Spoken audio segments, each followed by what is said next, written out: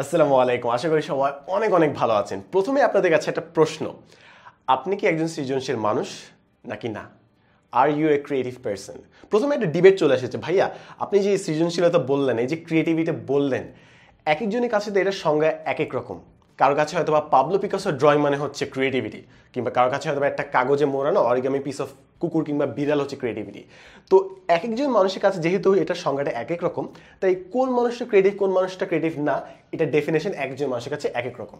তাই কোনোভাবে ফিক্সলি বলা যায় না যে এই মানুষটাই হচ্ছে অ্যাবসলিউটলি ক্রিয়েটিভ।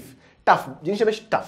কিন্তু এর চেয়ে ইম্পর্টেন্ট ব্যাপার আমার মনে হয় সেটা হচ্ছে যে ক্রিয়েটিভ প্রসেসটা বোঝা, যে কিছু কিছু রুলস এবং টুলস ব্যবহার করলে আমরা প্রায় সবাই ক্রিয়েটিভ কাজ করতে পারি। ফর এক্সাম্পল, এইচএসসিতে থাকতে আমার একটা সাবজেক্ট ছিল ইঞ্জিনিয়ারিং ড্রয়িং। তো ওখানে আপনার বিভিন্ন রুলস শেখানো হতো কিছু টুলস দিয়ে, যে এইভাবে আঁকো, 45 ডিগ্রি 60 ডিগ্রিতে আঁকো, তাহলে তোমার একটা আইসোমেট্রিক দৃশ্য আসবে। সো এগুলো রুল অ্যাপ্লাই করলে না, লাইন টানাটানি শুরু করলে না, বিভিন্ন ডিজাইন বের হয়ে আসতো। তো জিনিসটা বেশ ভালো লাগতো যে আরে সায়েন্স পড়লাম, অঙ্ক টঙ্ক করলাম, কখনো ক্রিয়েটিভ কাজ করিনি, তো কখনো নিজেকে ভাবিই না যে ক্রিয়েটিভ কিছু করতে পারি। বাট যখন এই রুলস অ্যান্ড টুলস ইউজ করলাম, সাথে সাথে দেখি আরে সুন্দর সুন্দর ডিজাইন চলে আসছে, আর্ট ওয়ার্ক হচ্ছে হ্যান ত্যান। তো বেশ ভালো লাগলো যে আরে ক্রিয়েটিভ মানুষ হওয়ার জন্য যে ক্রিয়েটিভিটি থাকতে হবে, নট নেসেসারিলি কিছু জাস্ট রুলস টুলস ব্যবহার করলে হয়ে যায়।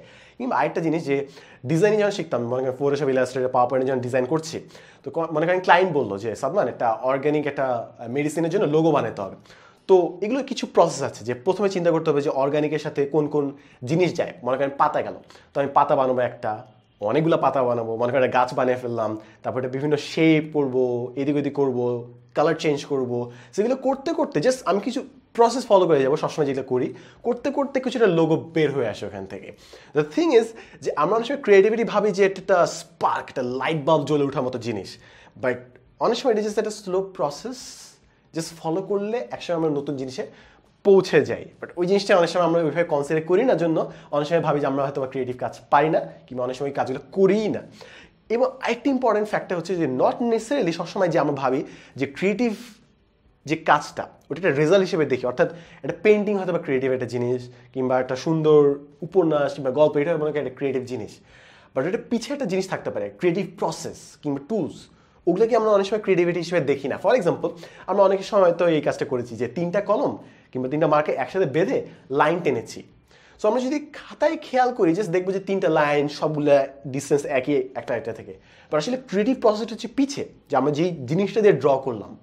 সো ক্রিয়েটিভিটি হয়তো সবসময় এন্ড রেজাল্টে থাকবে না, হয়তো মাঝখানে কোথাও থাকবে। সো এই জিনিসটা অনেক জায়গায় আমি খেয়াল করেছি, যে মনে করেন এডিটিং করছি, এডিটিং করার পর ভিডিওতে কোনো ক্রিয়েটিভিটি নাই, বাট পিছিয়ে আমি এমন কিছু করেছি, নতুন কিছু শিখেছি, যেটার কারণে আমার আগে ভিডিও বানাতে 2 ঘন্টা লাগতো, এখন লাগে হচ্ছে 1 ঘন্টা। বাট ডেফিনেশন যদি ওইভাবে আমি সেট না করতাম, তাহলে আমি জীবনে ভাবতাম না যে আমি আমার এডিটিং প্রসেসে কোনো ক্রিয়েটিভিটি এনেছি। দ্য থিং ইজ যে আমরা যেইভাবে যে আমরা ক্রিয়েটিভ না, there are always some rules and tools যেগুলো আমরা ব্যবহার করে কিছু ক্রিয়েটিভ কাজ করতে পারি। এবং দিন শেষে আমার মনে হয় ক্রিয়েটিভিটির সবথেকে বড় একটা প্রবলেম হচ্ছে যে একটা ভয়, যে আমি যে কাজটা এখন করলাম ওটা কি আগে কেউ করেছে নাকি না। মার্ক টুয়েন এই জিনিসটা বলেছিল যে পরের জেনারেশনে জন্মানোর একটা প্রবলেম হচ্ছে যে আপনি এমন কিছু বললেন যেটা আপনার ভয় হয় যে আগের জেনারেশন হয়তো কেউ বলেছে। সেই জিনিসটা অনেক সময় হয়, যে মনে করেন ভিডিওতে বললাম কিছু, আমি খুবই প্রাউড যে আমি নতুন কিছু বলছি যেটা আমার নিজের মাথা থেকে বের হয়েছে।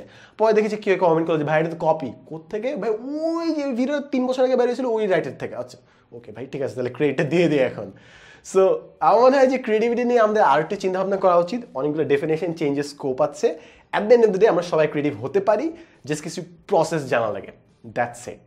সো দিন শেষে আপনাদের কাছে আমার কোয়েশ্চেন থাকবে যে আপনি আপনার লাইফে কোন কোন জায়গায় ক্রিয়েটিভিটি আনছেন, ক্রিয়েটিভলি কোন কাজটা করছেন, এবং কোন কোন জায়গায় ক্রিয়েটিভিটিকে ভিন্ন দৃষ্টিকোণ থেকে দেখা উচিত। অর্থাৎ ক্রিয়েটিভিটি নিয়ে যত আপনার ক্রিয়েটিভিটি আছে, মেটা ক্রিয়েটিভিটি, ওগুলো নিয়ে আপনার যদি কমেন্ট থাকে প্লিজ কমেন্ট সেকশনে জানাবেন। See you in the next episode, and as always thanks for watching.